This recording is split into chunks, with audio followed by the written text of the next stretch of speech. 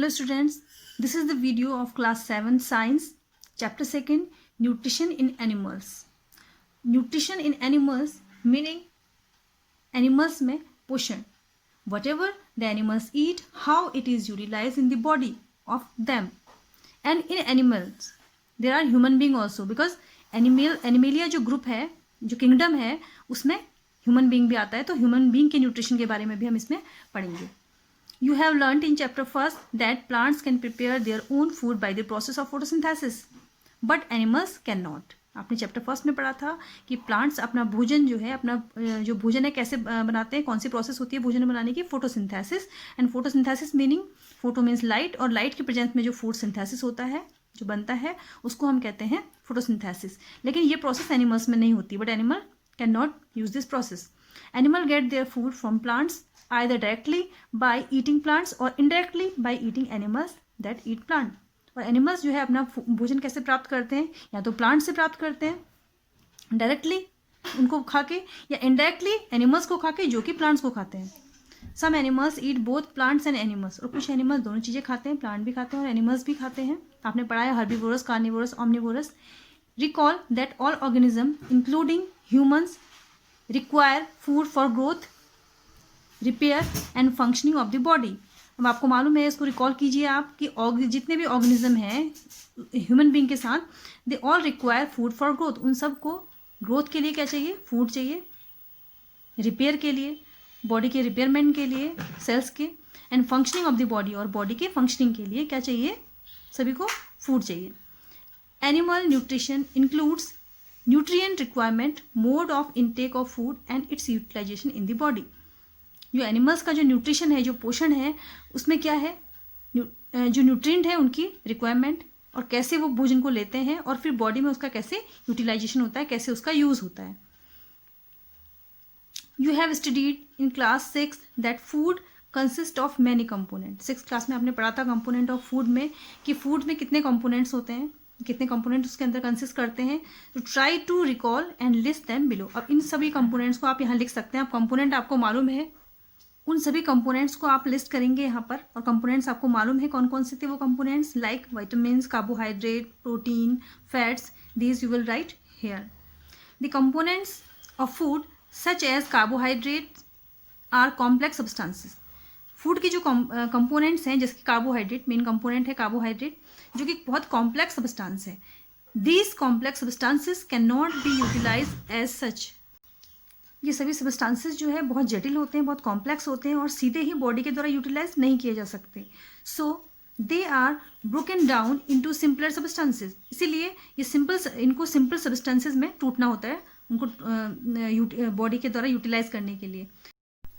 The breakdown of complex components of food into simpler substances is called digestion.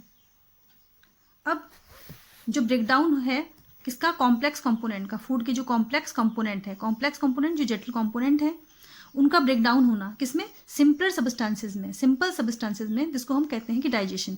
अब complex substances क्या है, इसको एक डायग्राम की तरह समझाया गया है. कॉम्प्लेक्स जैसे आप देख रहे हैं, यहाँ पे चेन है, फिर इसकी साइड चेन बनी हुई है, तो एक पूरा कॉम्प्लेक्स सा स्ट्रक्चर लग रहा है आपको. फिर ये इस कॉम्प्लेक्स स्ट्रक्चर को ब्रेकडाउन किया गया है सिंपल छोटे छोटे स्ट्रक्चर्स में. ये आपके 3 स्ट्रक्चर्स में चेंज हो गया है छोटे स्ट्रक्चर में. तो इस तरीके से बॉडी के अंदर एक प्रोसेस होती है, जो सिंपल सब्सटेंसेस जो कॉम्प्लेक्स कंपोनेंट्स जो फूड के होते हैं, उनको सिंपल सब्सटेंसेस में ब्रेकडाउन होना होता है. तो ब्रेकडाउन होने के बाद ये जो प्रोसेस होती है, that is called digestion. Now next topic is different ways of taking food. Food को लेने के अलग अलग तरीके, कैसे एनिमल्स फूड लेते हैं उनके अलग अलग तरीके. The mode of taking food into the body varies in different organism. अब फूड लेने का जो तरीका है, बॉडी में फूड खाने का जो तरीका है एनिमल्स का, वो हर एनिमल्स में, हर ऑर्गेनिज्म में अलग अलग होता है, वेरी करता है वो.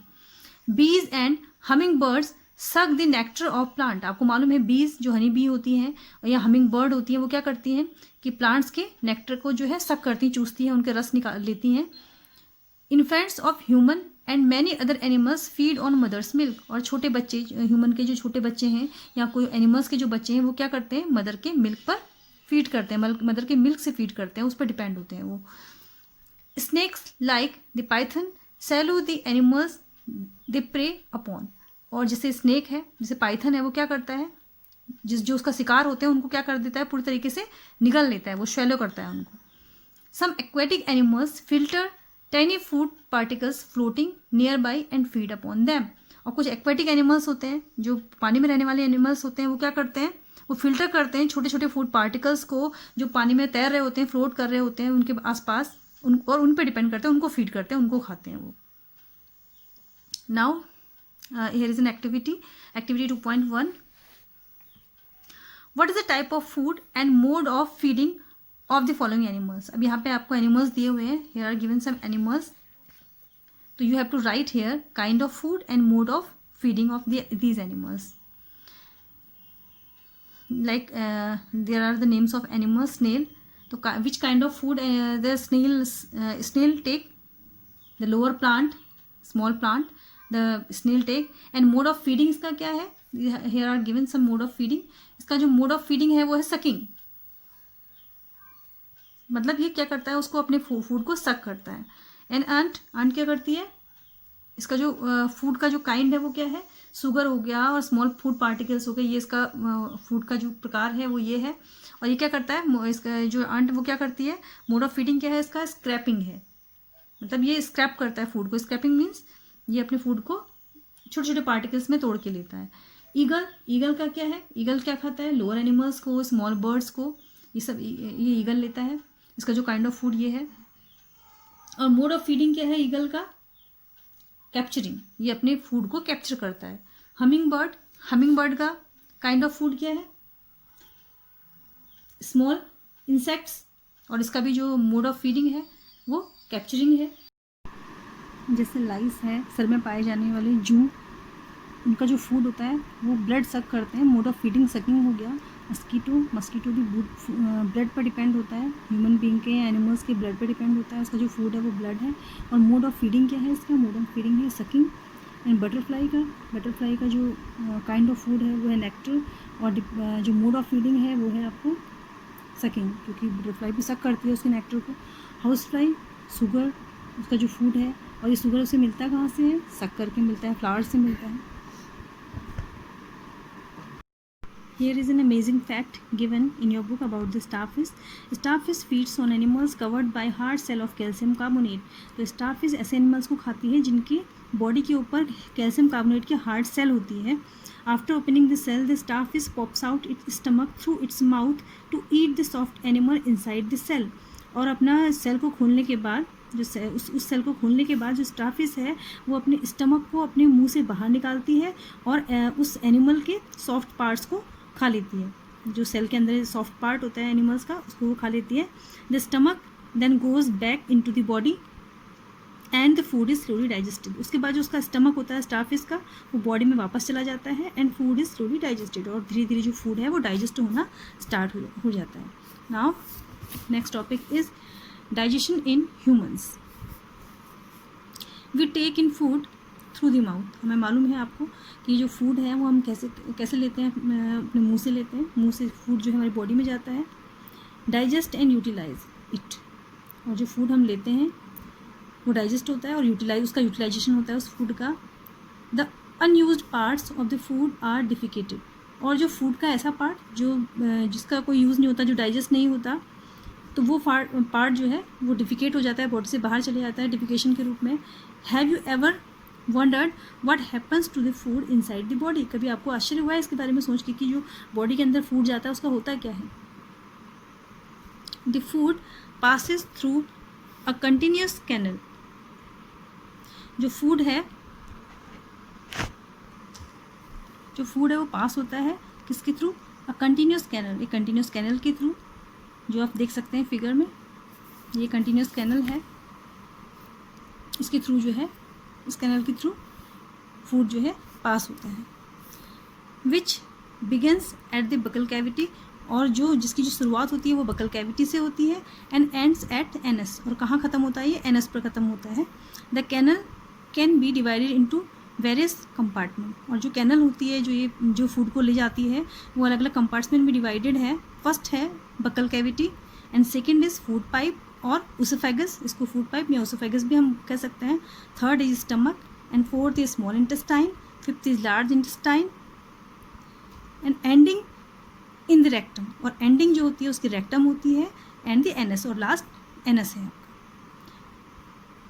Is it not a very long path, क्या ये बहुत लंबा पाथ नहीं है? Yes it is. These parts together form the alimentary canal. अब ये सारे पार्ट, जितने भी पार्ट अभी आपको मैंने बताए, वो सारे पार्ट जो है फॉर्म होते हैं,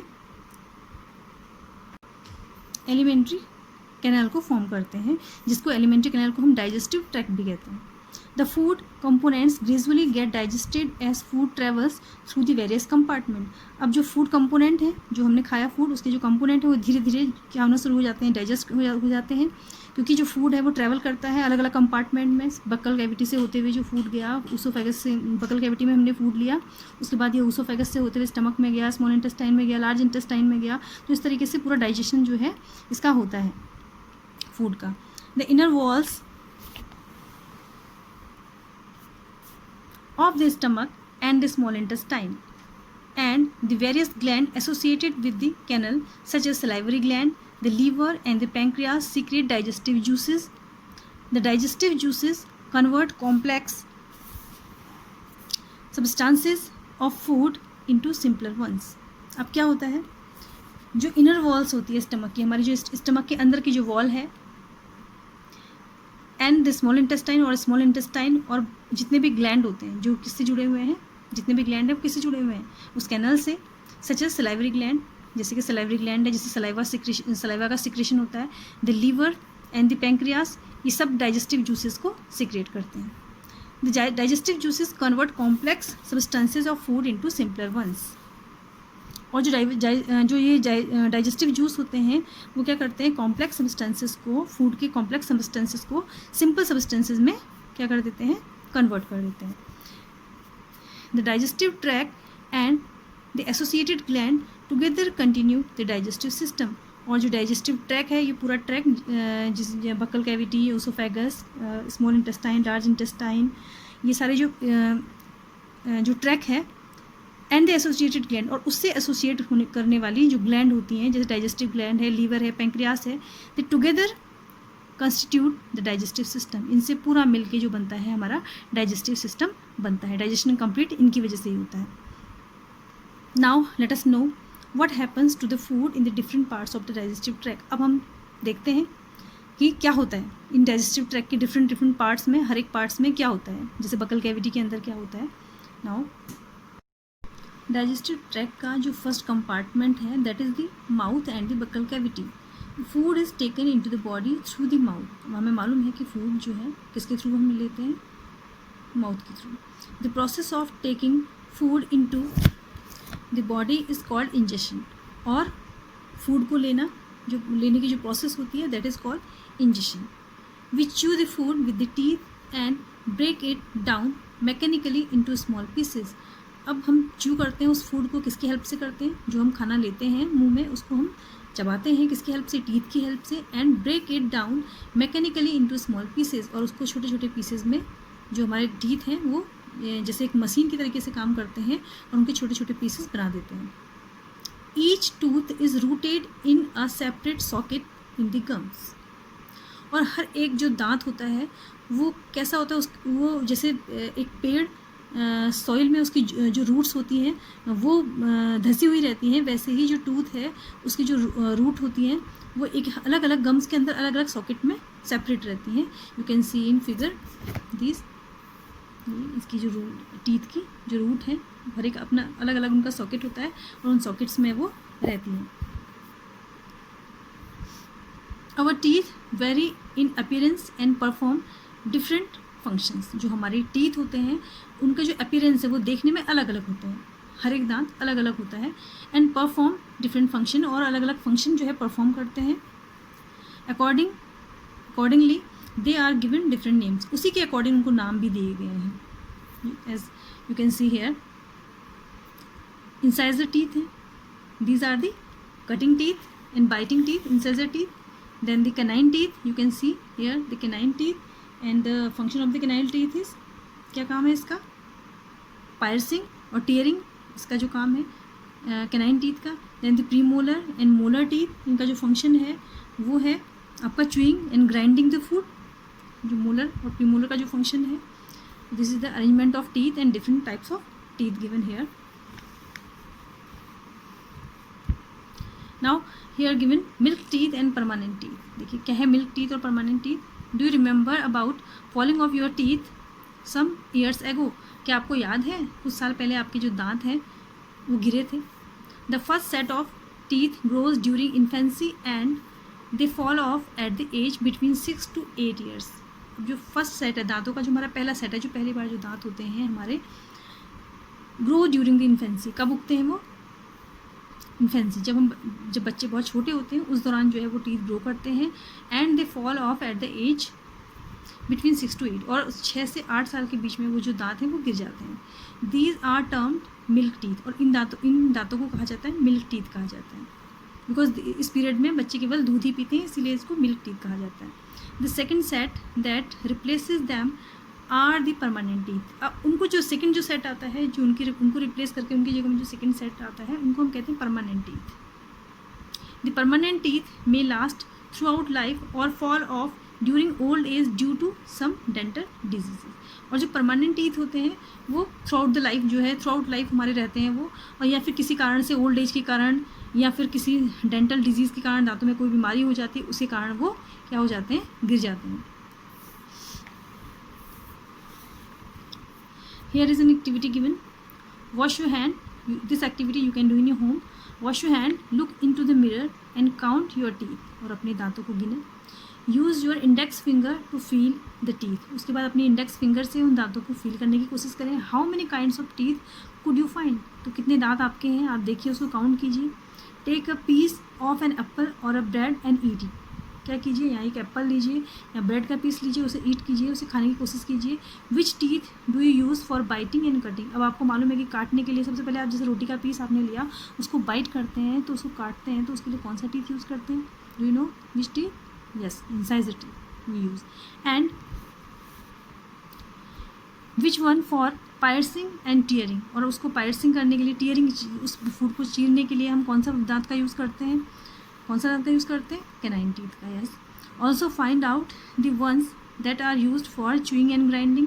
अब इसका भी पता लगाइए कि च्यूइंग करने के लिए, ग्राइंडिंग करने के लिए कौन से दांत का यूज़ करते हैं. हम जब चबाते हैं खाने को, मुंह में जब हमने ले लिया उस फूड को, हमने काट के अंदर ले लिया उसको, तो उसको ग्राइंड करना होता है, उस फूड को, उस रोटी को, उस एप्पल को हमने ग्राइंड करना होता है, तो उसके लिए हम कौन सा टीथ का यूज़ करते हैं? Yes, molar and premolar teeth का यूज़ करते हैं. तो this activity you will do in your home, then you will record your observation in this table. You will record yourself. Cutting and biting teeth, lower jaw, upper jaw, cutting name of the you will write here name of the cutting and biting teeth. Then you will write the number, how many numbers in upper, lower jaw and upper jaw, and total number you will write here. Piercing and tearing teeth, you will write which teeth is called piercing and tearing teeth, and number you will write here the numbers, and number of lower jaw and number of upper jaw, and total you will write here. In chewing and grinding teeth, name of the chewing and grinding teeth, then you will write the numbers and numbers of lower jaw and numbers of upper jaw of teeth, then you will write the total here. We will discuss the next topic in next video. Thank you.